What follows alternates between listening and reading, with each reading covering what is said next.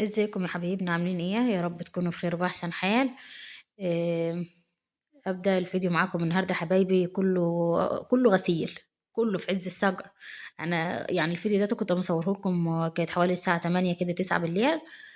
يعني الحمد لله الجو ساقع خالص، بس قلت يلا بالمره عشان نكسب وقت وكده، الايام زنقت علينا. وخلاص كل سنه وانتم طيبين، العيد جرب وراس السنه جرب، نستقبل السنه الجديده وكل حاجه نظيفه. هنا أول حاجة بدأت بيها، بس قبل ما أبدأ الفيديو أتمنى اللي أول مرة يشوف فيديو لينا ومش مشترك في القناة يشترك، واللي يشترك جديد يفعل زر الجرس عشان يوصلكم كل جديد. والمشتركين حطوا لايك عشان ترفع الفيديو، ما تنسونوش برضه بالتعليق الحلو. طيب أول حاجة عملت يا حبايبي أنا كده، هو البانيو نظيف وكل حاجة، بس برضه زيادة اطمئنان غسلته تاني بسلكة وبريل، وبعد كده شطفته كويس. انتوا لو ملاحظين اصلا من اول الفيديو ان هو كان نظيف مفيش حاجه، بس برضه انا يعني احب النظافه زياده، فلازم برضه امشي لي فيه كده بسرعه. آه، وبعد كده هنا حطيت كروال. هو ده الجيركن بتاع بريل، بس احنا بنجيب كرول سائل من قدام الباب يعني، فما تبقى يعني انا مجرباه وماشيه بيه على طول، عشان بس ما حدش فاكر ان انا ما احط بريل. ده كرول يا حبيبي، اللي كان في الجيركن الصغير ده بريل كرول. وهنا حطيت الاريال بتاعنا اللي احنا بنغسل بيه، اي نوع طبعا انت بتستعمليه في الغسيل. حطيت الكمية اللي هتكفينا، وهنا برضو مشغل المية عشان يعني اكسب وقت وكده. انا بوريكم اهاتي. وديتي معطر هدوم سايل برضو، انا بحب احطه كده، وبرضه احطه تاني في مية المية اللي هنشرب بيها بعد كده، اما يخلي الريحة حلوة، وغير كده ما يغطي على ريحة الكرول، ما تظهرش الهدوم او البطاطين اللي انت تغسليها او اي حاجة انت هتغسليها. شايفين الرغوة بتاعتهم؟ لون المية ده يا حبايبي ده من معطر الهدوم اللي انا حطيته. شايفين الرغوة حلوة ازاي؟ يومنا كله رغوة النهاردة. بس هي عادي يعني، انا مسجل لكم الفيديو دلوقتي بعد ما خلصت. بأمانة حاسة اني تعبت من السجع اللي انا كنت فيه والمية هشوفه قدامكم دلوقتي. هنا كنت خلاص يعني حطيت المية اللي هتكفينا. ودي بطانية صغيرة كده، أنا كنت أما أغسل البطاطين على طول، بس دي يعني كنت مطلعاها اللي هو بين الشتاء والصيف، وبصراحة ما غسلتهاش. يعني كان لسه الشتا ما شدش جو، كنت مطلعه دي. بعد كده طلعت البطاطين التقيله، انا بغسلهم على طول واشيلهم نضاف، ما احبش اغسلهم واحنا داخلين على الشتاء. يعني اغسلهم فخر الصيف فخر الشتاء و... واطلعهم نضاف برضه في اول الشتاء الجديد. هنا برضه انا حطيتها هنا لينتها، هي ما فيهاش حاجه غباره، بس من الجو مش اكتر، ما فيهاش اكتر من كده. يعني هي دوبك ساعه زمن وهحوش. هنا كنت شغلت الغسالة العادية برضو بتاعتنا، حطيت لها شوية كروال وحطيت لها الاريال بتاعنا. اي اقل كميه اريا لما تحطيها ما تشتغل في الغساله دي وما تبقى رغوتها حلوه جو. هنا برضو قلت بالمره نظافه، شلت الكسوه بتاعت الانتريه معاكم دي مفصلينها، يعني هو ده شكل الانتريه الرئيسي. بس بصراحه حميه يعني، عشان ايدين العيال والاطفال وكده، انت عارفين طبعا البيت اللي فيه اطفال سهل هم ياكلوا فيهم حاجه كده كده، يقلبوا حاجه. فبصراحه الكسوه ديت يعني ما تحمل حاجه. انا ساعه ما عملته، انا دي اللي يمكن اكتر من 8 سنين عامله الكسوه دي. بصراحة يعني لو كان فاضل الانتريه دلوقتي زي ما هو، من غير كسوة، كان زمانه اتقطع واتبهدل. وانتوا هتلاحظوا دلوقتي ان هو يعني الحمد لله محافظة عليه برضه بالكسوة، رغم ما عملتوش من البداية يعني. برضه شلت الفرش كده معاكم، وخدت اليوم كله غسيل عادي. انا بصراحة انا كنت ناوي اغسل بس البطانية والسجادة، فقلت لا بالمرة، حيت ان اليوم وسقعنا كده، وانتوا عارفين البرد دلوقتي. وخلاص وحطينا دقنا في المية عادي. انت تبقي في الاول قبل ما تبدأي تبقي خايفة من السقع وكده، عشان الجو اللي احنا فيه، وخصوصا بالليل يا جماعة بأمانة. يعني بصوا، أنصحكم يعني اللي عنده وقت الصبح ما يخليش أي قضيان ليه في الليل. بس بصراحة أنا قضيانه كله يبدأ من بعد الظهر، بعد ما العيال يجوا من المدارس، عشان ولد الصغير. شايفين الرغوة اللي عاملاها الغسالة دي؟ بصراحة أنا عجبانة جو في الرغوة بتاعتها، أقل كمية ربس تحطيها أو أريال تبص تخلي الرغوة كده معاكم فل. وبصراحة ما تنضف جو. انا هنا عشان بس ما تجلش على الغساله، انا بحط قطعه قطعه، يعني كل قطعه في حطه لوحدها، على حسب طبعا انت تطفيها بعد 5 دقايق بعد دقيقتين براحتك، على حسب الحاجه اللي معاكي. يعني بص انا ملاينه البطانيه، احط قطعه زي كده، اسيبها تاخد حقها في الغساله، واطلع تاني هم نضاف يعني. برضه حتى هتلاحظوا في الرغوه بتاعتهم لو الحاجه فيها غباره زياده، هتلاقي الرغوه بتاعتها لونها غير يعني. بصراحه انا بغسلهم على طول، عشان كده مش اما اسيب الحاجه توسخ عندي زياده يعني. حتى الرغوة بتاعتهم لحد ما تكبوا المية تحت الغسالة هتلاقيها نظيفة. شايفين يعني اشتغلت عليها هات، شايفين الرغوة نظيفة زي ما هي. إيه انا موراكم هي شغاله هنا. كانت البطانيه خدت حقها، وكنت دعكتها على ايدي برضو، بس طبعا التصوير وكده انا ما حبيتش اطول عليكم. الحاجه اللي ما اقدر اصورها لكم تستفادوا منها مش اكتر، انتوا كلكم انصح مني 100 مره. هنا شايفين اللون الميه ده حبه غباره فيها مش اكتر، احنا كنا راكنينها اصلا في وقت ما شطبنا البيت. كنا مطلعينها. خدت الغباره لما كنا مثلا بصراحه كنا حاشين الفرش كله، فكنا نمنا كله في الارض. فهي شويه غباره فيها برضه، اخدت الميه بتاعتها عشان الاريا اللي حاطينه والكرول وكده، شايفين هي نظيفه بس مش شويه الغباره بس. حطيت فيها المفارش بتاعت الكنب، برضه هينزلوا شويه الغباره اللي فيهم، لان انتوا عارفين عندنا الارض كلها الرمله وكده، واي حاجه متعدي شويه الغباره دول مبهدل الدنيا. هنا كانت صفت عاد سبتها على البانيو كده تصفي الميه اللي فيها، وبعد كده رحت حطها في النشافه. هنا عادي كنت مشطوفها تاني، يعني مشغل عليها النشافه ومشطوفها برضه، وطلعت الحمد لله مية مية يعني. انت عارفين ان يعني زي ما قلت لكم اغسل بطاطين كده لحد ما اجي اطلعها تاني في موسم الشتاء، الاقيها بريحتها زي ما هي شايفينها ما تلمع. ايوه ده لونها بيج على فكره، مش ابيض يعني وهي مصفى. ملاحظين؟ هي بطانية صغيرة أصلا مش كبيرة. شايفين الرغوة هنا برضو، أما أخدهم وأحطهم في النشافة على طول، يحصروا المية اللي فيهم وأروح شطفاهم برضو جوا النشافة. أما يسهل عليا بصراحة إن أنا أحصر على إيدي وكده، رغم أنا كده كده يعني في الوقت ده كنت غرقت مية. الحاجة تجيلة اللي أنت تحصريها على إيدك. خدت الوقت كله غسيل بأمانة يعني. أنا بديت زي ما قلت لكم كده، خدت فرش الكنب جزء جزء. يعني مثلا خدت بتوع الكراسي في الأول عشان صغيرين، وكل واحد فحط لوحده. واللي خلصهم انا هطلع انشر برضو معاكم، وتنشيره كله في التالت زي ما قلت لكم، فيعني مشوار صعب وخصوصا في الليل.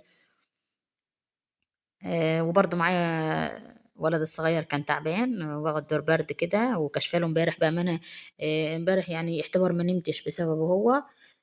جينا من المستشفى كان الوقت يمكن كانت الساعه 11 12 بالليل، وهو عاد ما كانش نفس.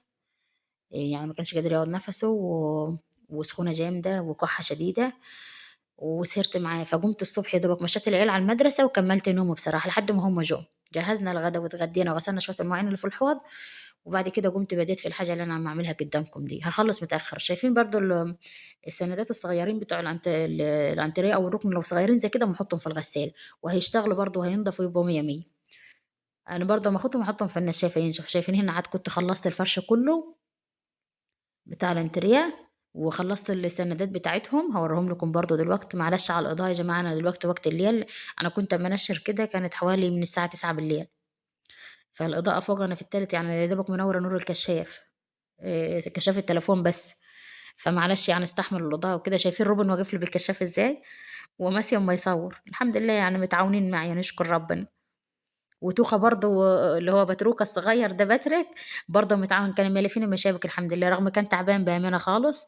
وبس ما قدرتش اسيبه تحت لوحدي عشان مفيش حد معانا وكده، واخواته طلعوا معايا، فهو بصوا لازم يشاركنا يعني.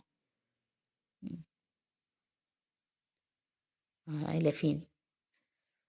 هنا برضو كنت طلعت البطانية زي ما قلت لكم، وكنت غسلت الدواسات الصغيرة والسندات بتوع شايفينها موريهم لكم كانوا لمعوا. وينشفهم احطهم في النشافة وما ينزلوا المية اللي فيهم، اما يرجع خفاف زي ما هم، مش اما يغلبوني يعني. شايفين البطانية برضو نشرتها، وبعد كده عاد هنزل. فضيت الغسالات بتوع المية، واللي كانت المية اللي فيهم بتاعت الغسيل يعني. وغسلت الغسالات كويس وركنتها على جنب، ورجعت تاني اكمل باقي الغسيل عادي. يعني شايفين الوقت انتوا يمكن ملاحظين الليل وكده، كانت الساعة 9 ساعة ما كنت منشر. ونزلت تاني كملت. برضو دول فكت الوش اللي هو من جوه بتوع المخدات بتوع الأطفال. أنا قلت لكم قبل كده في فيديو ساعة ما كنت أما أعمل روتين الأوضة الغرفة بتاعت الأطفال في النظافة، إني أنا حيشاهم كده كده عشان أغسلهم يعني ويبقوا نضاف. فكل يعني مثلا اكسر غسله واخدهم غسله، ورغم ده الوش اللي جوه مش اللي بره الرئيسي بتاع الملايه، لا ده اللي جوه بس برضه زياده اطمئنان. شايفين ميل معه. هنا كنت خلصت ونزلت عايزه ما قلت لكم فضيت الغساله و...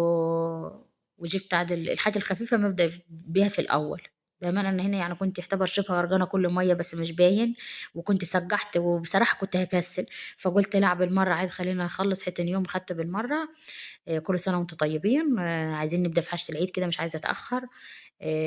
بس إن شاء الله بكرة نروح بخير أطمن على الواد بس عند الدكتور و... ونبدأ في الحاجة مع بعض إن شاء الله. أنا كده يعتبر يعني شبه خلصت نظافة البيت، فاضلة حاجات بسيطة. ان شاء الله يوم كده ولا حاجة، وابدأ معاكم في بسكوت العيد وكحك العيد ان شاء الله. مع بعضينا كده. هنا انا كنت يعني هي نظيفة على فكرة. انا فاكرين الفيديو اللي قبل او اللي قبل ده، انا كنت عاملة روتين نظافة في البيت، وكنت فرشها اول مرة يعني، وانا لسه مشتريها جديد، بس قلت بالمرة عاد هنشيلها ونحط فرش جديد عشان رأس السنة كده، ونستقبل العيد ونستقبل السنة الجديدة مع بعض، قبل ما نزين برضو لرأس السنة وكده. فقلت قبل ما احط الفرش الجديد اكون انا غسلة كل الفرش اللي انا حطاه، عشان بس ما اركنش حاجة تكون موسخة وكده. هنا برضو كانت نظيفة، انا ممشي ايدي فيها كده بس عشان هي يعني زيادة نظافة مش اكتر. لكن هي كده كده لو لميتها ونفضتها كانت هتتشال كده عادي. انتم ملاحظين شوية لما دي مكانش لسه اتبلت مية، وشايفين يعني نظيفة زي ما هي. حطيت شوية رابس وكده أو شوية اريال زي ما تقول، عشان محدش يتريق على كلامي. وبالمية كده، ومكنسة نظيفة، دي مكنسة أصلا مخليها الغسيل الحصير كده ولا حاجة ما نضف بيها. كل حاجة عاملة لها حاجة يا جماعة، يعني حتى المساحات بتاعت الأرضيات عاملة حاجة للحمام، عاملة حاجة للمطبخ. فكل حاجة خاصة بحاجتها. هنا بس مشيت ايدي بيها كده بالفرشة. لو عندك فرشة صغيرة وقادرة تميل تقعدي يعني على ركبك كده وتغسلي، فدي براحتك. بس أنا بصراحة يعني كنت تعبت وظهري تعبني اليوم كله غسيل بأمانة. ده أنا اللي صورته لكم يعني. بصوا غسيل بطانية وغسيل فرش ومش عارفة ايه، والواد تعبان أصلا كان كل دقيقة على دراعي، يعني أعمل حاجة وأروح له شوية أدي علاج، أقعد معاه شوية. برضه كنت أعمل حاجة ومثلا راح أكل الطيور. حاجة تاني مثلا راح أغسل شوية مواعين في الحوض، أجهز غدا أجهز عشاء. فبرضه اليوم زحمة، فاهمين؟ يعني اليوم مش حامل، وخصوصا يعني لما يكون عندك طفل تعبان، هو عايز اليوم فاضي لوحده، مش اللي انت تعملي معاه حاجة. عايز اليوم فاضي لوحده عشان بس تقدر تقومي معاه. انا مسجل لكم الفيديو دلوقتي، هما كانوا ناموا العيال عشان عندهم مدرسة الصبح بدري، وهو اصلا وقت اتأخر. انا مسجل لكم الفيديو دلوقتي كانت الساعة 11 بالليل، يعني انا خلصت وصورت على طول قبل حتى ما غير هدومي، عشان الحق اخلص الفيديو كده وانزله لكم، وان شاء الله يتعرض في الصبح عشان بس يا دوبك يلحق يحمل. هنا كنت اغسل شوية جزء كده واروح لماه، وبعد كده اغسل جزء تاني. برضو شايفين كده بالفرشة بسرعة كده. هي ما فيهاش اي حاجه بامانه يا جماعه، شايفين يعني حتى اللي لسه المفروضه جديده نظيفه ما فيهاش اي حاجه. بس برضو عشان تبقى ريحتها حلوه، لو شلتيها شيلها نظيفه من لما تحبي تفرشيها، تبقى جاهزه. يعني ما تفكريش ان انت خلاص لما تحتاجيها. اي حاجه يا جماعه هتشيلوها وتيجي تستعملوها لازم تيجي تشال مغسوله نظيف. انا بصراحه مش مقتنع بفكره ان انتوا، في ناس كتير عامه عندي هنا شايفين شكلها، يا ريت كله زي الحصير كده خفيف ما يتعبش. إيه، ان مثلا تيجي في الموسم خلاص خلصتوا بالبطاطين في الشتاء وشيلوها وتقولوا على ما نيجي على دخل الشتاء جديد ننضفها.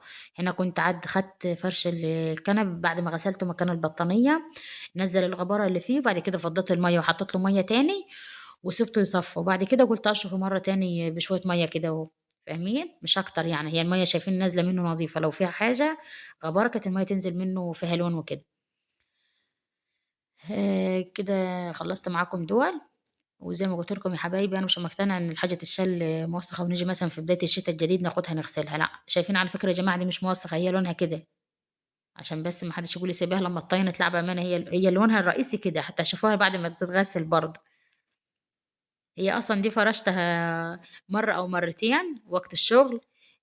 نمنا عليها يوم عشان ما كانش كنا شايلين الفرش كله زي ما قلت لكم، ويوم تاني نفضتها وفرشت عليها ملاية، وبعد كده كنت منجية ملوخية خضراء وحطيتها فرشتها عليها، بس مش اكتر من كده. يعني ما عليهاش اي حاجة، ما استعملناهاش.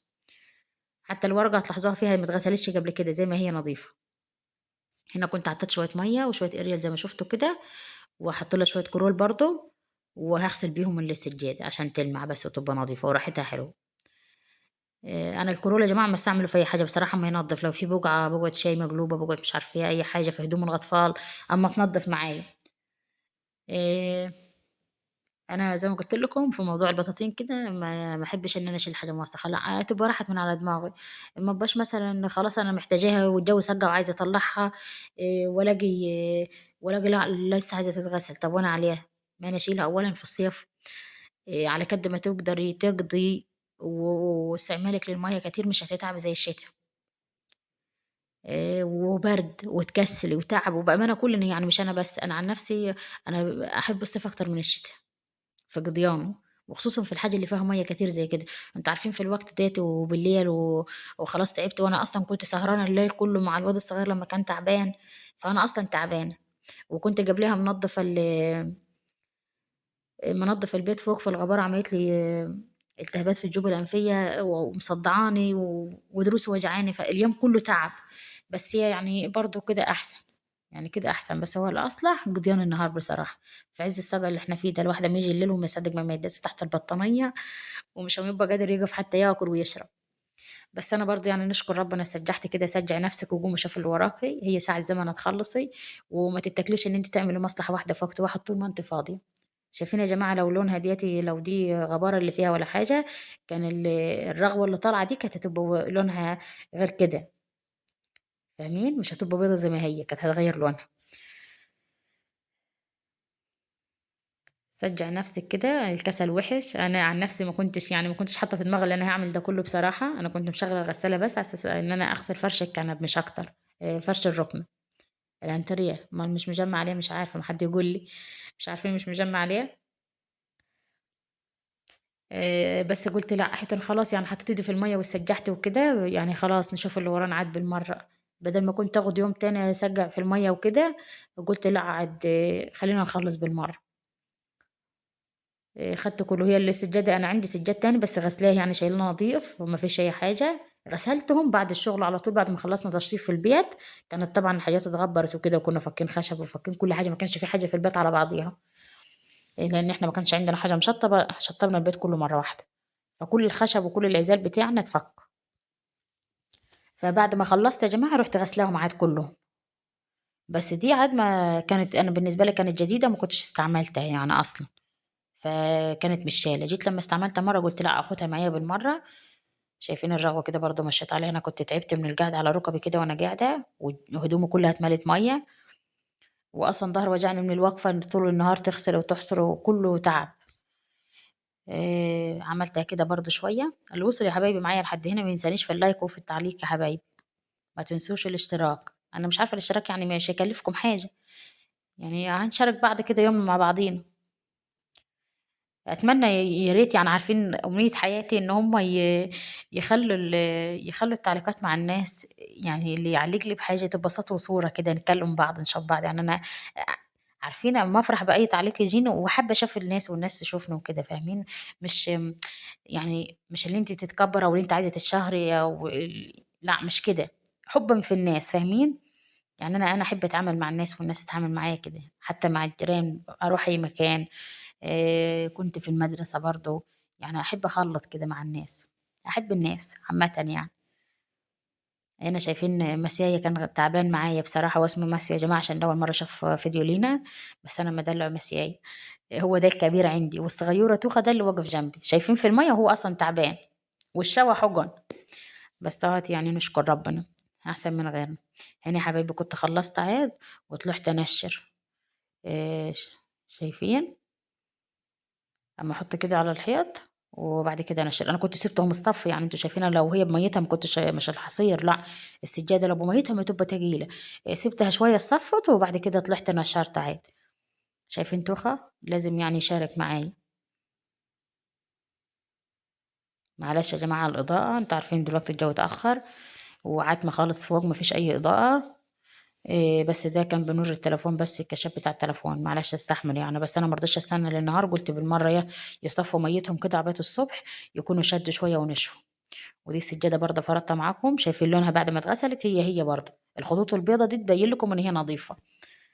يعني ده لونها الرئيسي كده. وهنا برضه كنت فرشت المفارش معاكم وكده خلصت. اتمنى الفيديو يكون عجبكم، واتمنى يكون خفيف على قلبكم واللي عنده اي نصيحه يقولها لي. وكل سنه وانتم طيبين، وربنا يعود علينا وعليكم الايام بخير يا رب. وهستناكم في التعليقات، استنى ارائكم. وما تنسونيش في اللايك وفي الاشتراك. دلوقتي اقدر اقول لكم سلام. سلام يا حبايبي.